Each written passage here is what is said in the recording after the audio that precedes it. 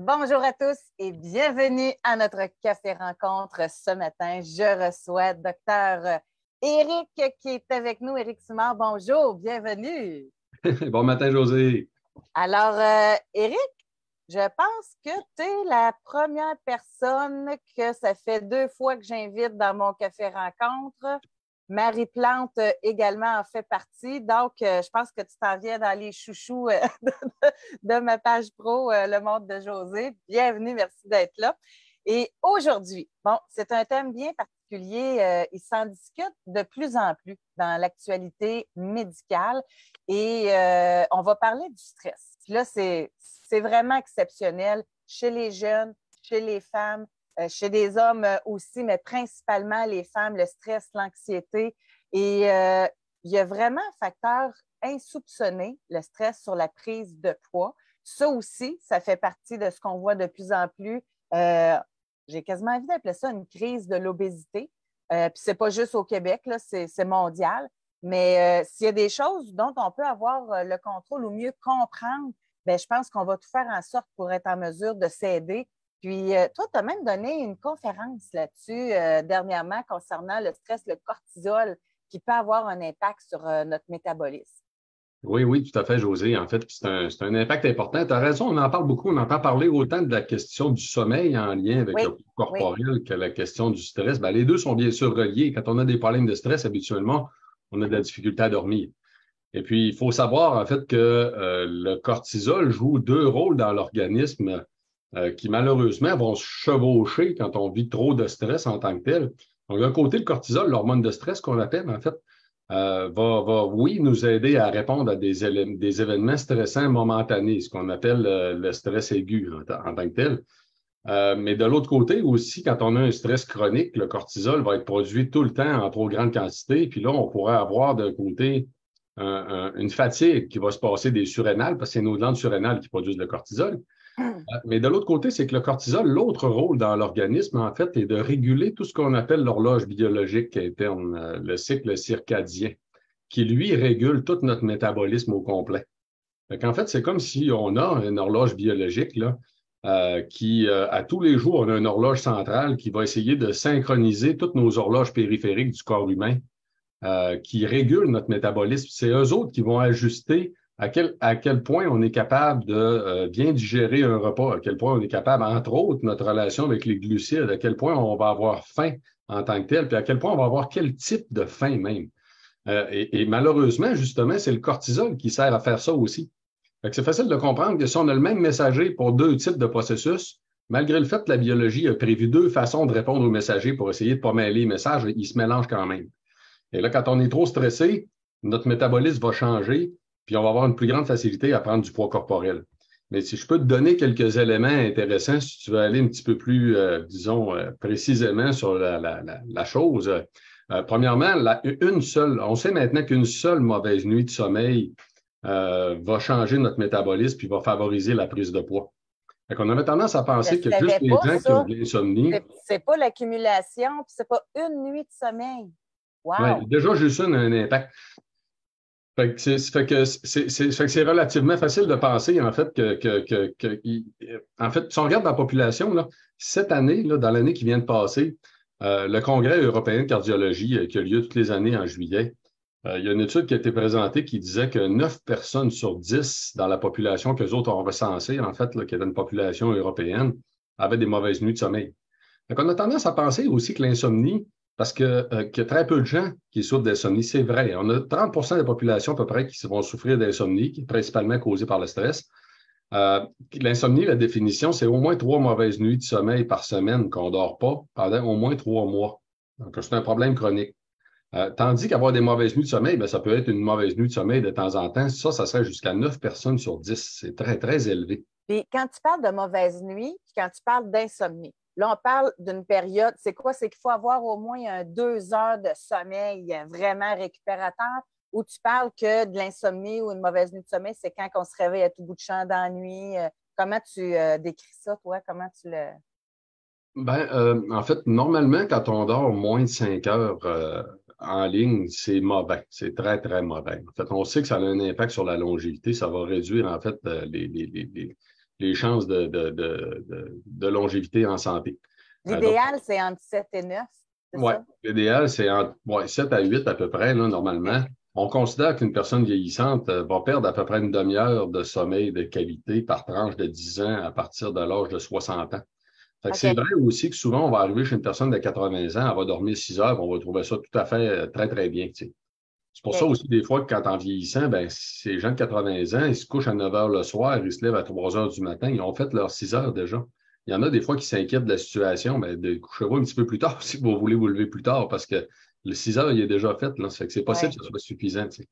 Mais pour revenir à l'impact du stress, on sait entre autres que le stress va réduire très rapidement la sensibilité à l'insuline.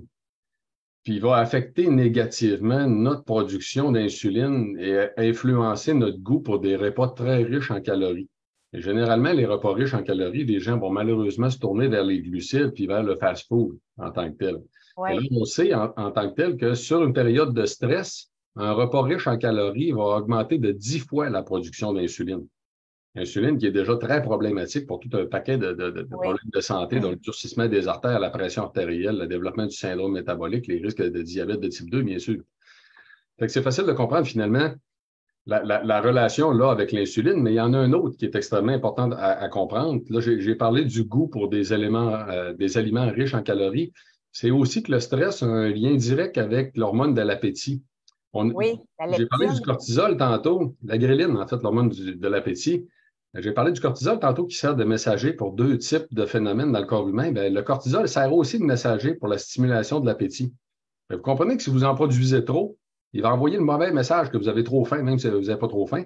Puis là, ce qu'on sait, c'est que le repas riche en calories que vous allez manger, qui va augmenter terriblement la quantité d'insuline, normalement, lui, il devrait couper l'appétit via l'amygdale, qui est une petite région du cerveau en tant que telle. Puis l'amygdale va être désensibilisée si vous êtes stressé en tant que tel au message de l'insuline, ce qui fait qu'elle ne va pas couper l'appétit.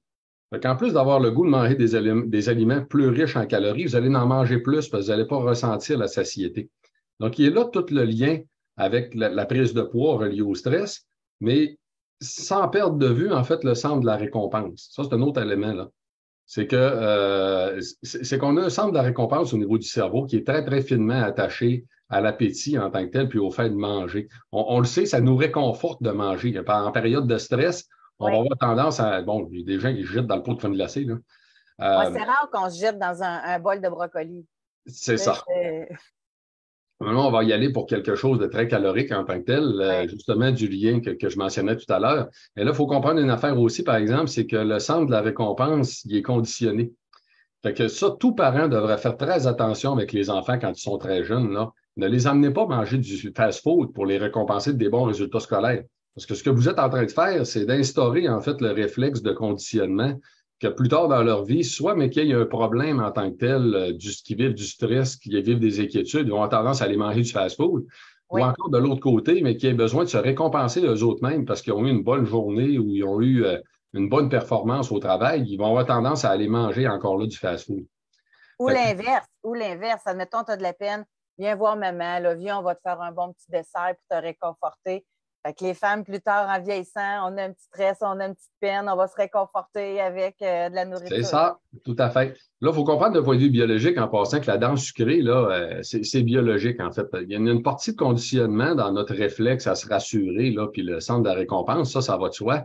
Mais de notre côté, on a tous évolué avec le fait d'être capable d'identifier très rapidement les aliments riches en calories, parce qu'il y a une certaine époque, pas très lointaine dans l'évolution humaine, où il fallait être en mesure d'identifier très rapidement les aliments qui sont très riches en calories, parce qu'on risque de ne pas en avoir à tous les jours, puis on risque de mourir de faim, tout simplement.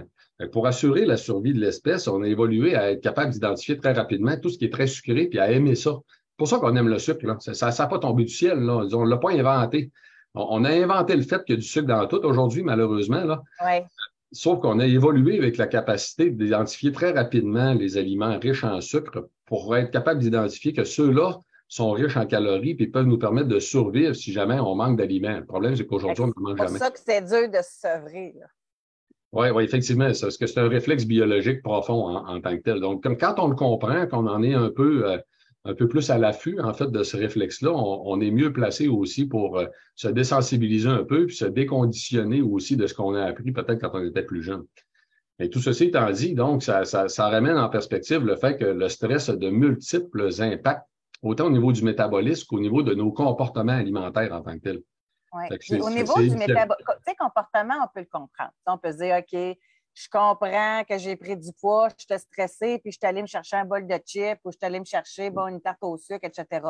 Mais tu sais, il y a des gens là, qui ils pensent, ils font toute la bonne alimentation, tu sais, ils bougent un peu, puis soit peut-être qu'ils n'en prennent pas, mais ils n'en perdent pas alors qu'ils sont dans un protocole où ils veulent perdre du poids. Ça peut être un indice, le stress et l'anxiété aussi quand même, là.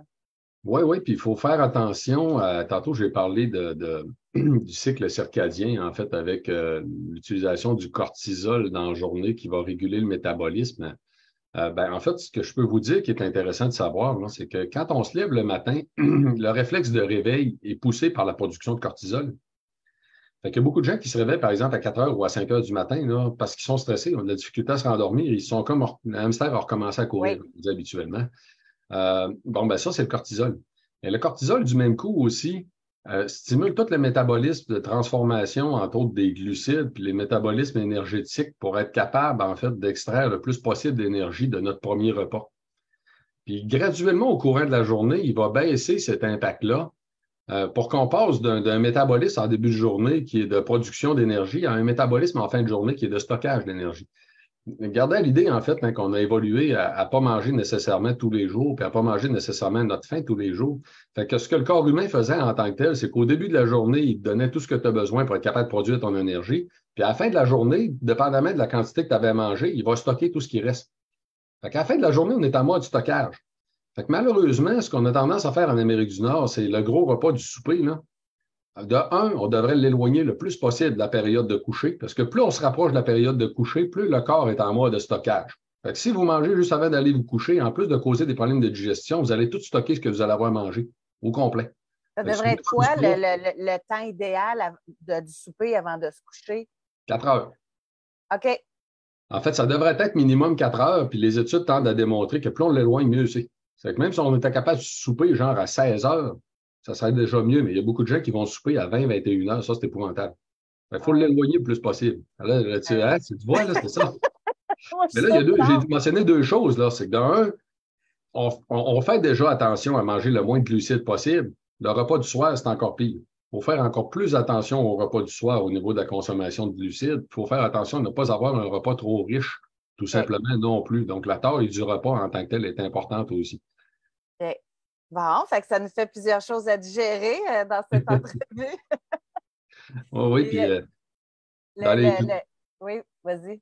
Dans les trucs pour le stress, parce que là, regarde, on parle des effets négatifs du stress. Oui, les gens, écoutez, le stress, là, c'est unique à chaque personne. Hein, c'est que, gardez à l'idée, il y a beaucoup, beaucoup de trucs qui existent pour apprendre à gérer le stress. L'important, c'est pas d'essayer de tous les appliquer, c'est d'en trouver qui nous conviennent. Moi, je peux vous le dire, j'ai tendance à être quelqu'un d'anxieux. Puis je suis convaincu que dans mon cas, c'est de nature. Hein, je suis né comme ça, malheureusement. Il y a une raison biologique derrière. Ceci dit, dans mon cas, c'est l'activité physique intense qui m'aide le plus. Quand je me rends compte que je suis très anxieux, là, regarde, je vais courir, je brûle de l'énergie, puis mon Dieu que ça m'aide. C'est normal parce que le corps va mobiliser beaucoup d'énergie. En fait, si vous êtes très stressé, il va mobiliser beaucoup d'énergie pour vous permettre de combattre ou de fuir, comme on dit souvent. Et puis si vous ne l'utilisez pas, l'énergie en question, il va la stocker. Fait que là, on va prendre du poids. Fait que de la dépenser est un très, très bon réflexe. Il y a beaucoup d'autres choses qui peuvent vous aider. La respiration, il y a des exercices de respiration qui sont très, très efficaces pour aider à baisser le stress. La visualisation aussi, se voir dans une situation où on réussit, où on aime ce qu'on fait. La vie sociale de qualité, en fait, a aussi un très, très gros impact. De faire attention à la consommation de caféine, ça va de soi. Le sucre, on en parle beaucoup, là, mais regarde, c'est une autre raison de baisser le sucre, c'est que ça rend anxieux aussi, ça rend stressé. Donc, il faut faire attention à la consommation de glucides, ça va de soi, là. Donc, il y a beaucoup d'éléments qui peuvent nous permettre. L'amélioration du sommeil. N'oubliez jamais, en fait, l'amélioration du sommeil aide terriblement à réduire le stress, même dans la journée qui va suivre par la suite. Et Éric, en conclusion, parce que c'est un petit café qu'on a, malheureusement, ça passe vraiment très, très vite. Mais je sais que tu t'en allais pas pour en parler, mais je sais que Vitoli vous avez sorti un supplément anxiété et stress. C'est quoi la composition de ce supplément-là, puis en quoi ça aide les gens? Oui, écoute, c'est intéressant, José. C'est sûr que Vitali, stress, anxiété, c'est les deux ingrédients naturels qui ont le plus d'impact sur le stress, qui ont le plus de démonstrations scientifiques. Donc, d'un côté, on a la valériane qui a 60 études cliniques publiées. C'est énorme, en fait. La démonstration est très, très claire. Et avec la valériane, parce qu'on sait que la valériane accompagnée de d'autres molécules a un effet bénéfique supplémentaire. Il y a un effet synergique important. Et là, nous, on a choisi la L-théanine dans le cas de stress-anxiété parce que ça n'endort pas en tant que tel. La L-théanine, le nom de la molécule, vous pouvez le reconnaître, vient du thé. En fait, le thé vert contient une molécule qu'on appelle la L-théanine qui a un gros effet de relaxation où le pic en circulation sanguine, en fait, du point de vue de la pharmacocinétique, là, va atteindre son maximal à 5 heures. Fait que ça va agir pratiquement toute la journée. Fait que ça en fait un produit, en fait, Vitalis Stress Anxiété, qui agit en 30 à 40 minutes à la première capsule. Fait que vous pouvez le prendre au besoin. C'est même pas nécessaire de le prendre tout le temps. Oui. Ça va, entre autres, ça va calmer puis ça va arrêter les pensées récurrentes. Ça agit beaucoup sur l'anxiété. Ce que moi, j'appelle l'anxiété. Quand vous avez des pensées récurrentes qui vous reviennent, qui sont négatives, qui vous préoccupent, qui donnent un moton sur l'estomac, c'est ça que ça va aider justement à réduire, à faire baisser. Puis du même coup, on peut le prendre la nuit. Tantôt, j'ai mentionné que l'augmentation de cortisol, des fois à 4 heures du matin, va vous réveiller avant le plan. Là. Ben, ça peut être très efficace, tout simplement. Vous vous levez, vous prenez un verre d'eau, vous prenez une capsule de Vitali, stress, anxiété, vous retournez vous coucher. Normalement, ça va vous permettre de vous rendre à 7-8 heures le matin. Donc, si des gens veulent avoir plus d'informations, on l'a mis là, dans le titre sous la vidéo. Les gens pourront cliquer sur le lien pour avoir plus d'infos. Éric, merci beaucoup d'avoir été avec nous ce matin. Donc, ça part bien la journée. Bonne journée à toi. C'est toujours un grand plaisir, José. Merci beaucoup. Merci et merci également à ceux qui sont en direct avec nous et qui vont nous regarder en rediffusion. Bonne journée tout le monde. À la prochaine.